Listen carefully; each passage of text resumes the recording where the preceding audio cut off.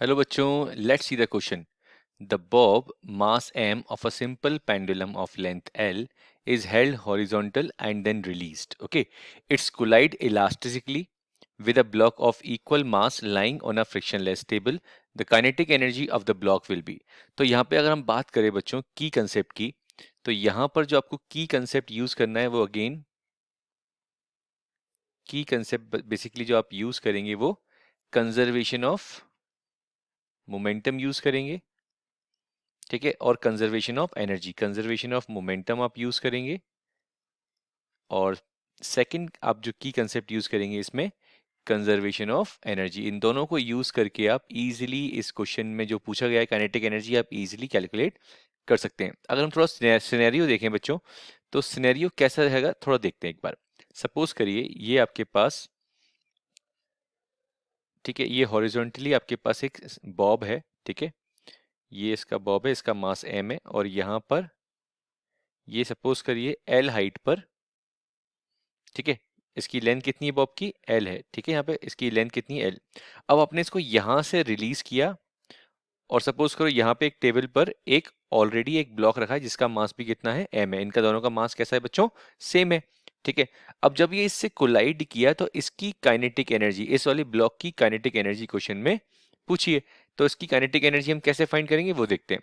Question समझ में आया? तो यहाँ पे क्या करेंगे हम, एक हॉरिजॉन्टली पहले हमारा एक बॉब रखा हुआ है, इसको आपने रिलीज किया टेबल के ऊपर, सपोज करिए किसी भी सपोर्ट के ऊपर यहाँ पर एक ब्लॉक रखा हुआ है. जब इससे कोलाइड किया तो इसकी काइनेटिक एनर्जी कितनी होगी वो आपको कैलकुलेट करनी है. अगेन क्या फाइंड करना है आपको? काइनेटिक एनर्जी फाइंड करनी है बच्चों. ओके, तो देखते हैं कैसे हम इसकी काइनेटिक एनर्जी फाइंड करेंगे बच्चों. ओके, तो सबसे पहले यहाँ पे हम जो मासेस गिवन है वो लिख लेते हैं. तो सबसे पहले हमको यहाँ पर मास ऑफ बॉब, ये हमको स्मॉल m गिवन है.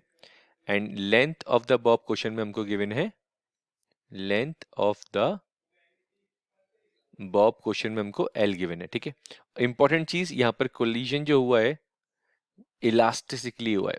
इलास्टिकली, ओके, इलास्टिकली हुआ है. ठीक है, with a particle on a frictionless table. Okay, frictionless table है यहाँ पर.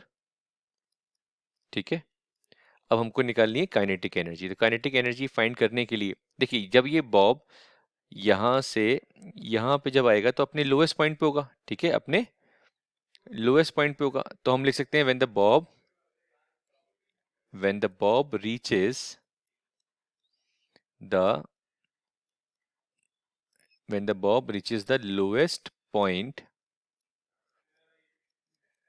जो भी इसके पास पोटेंशियल एनर्जी थी वो किस में कन्वर्ट हो जाएगी बच्चों?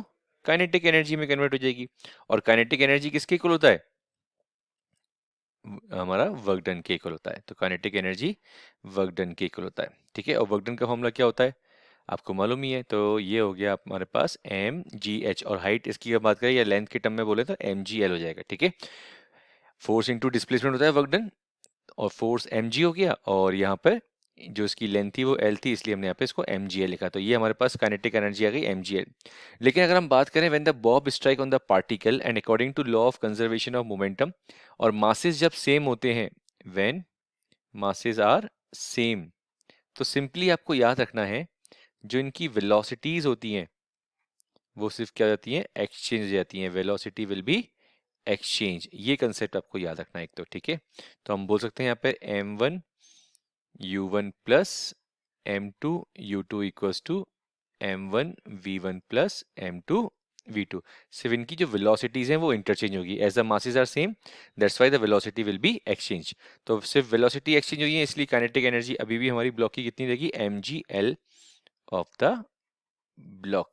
सो एक बार हम ऑप्शन चेक कर लेते हैं हमारा ऑप्शन क्या मैच कर रहा है. Okay, so our option is first option. No, first option नहीं है. Second option mgl, yes, is the correct option.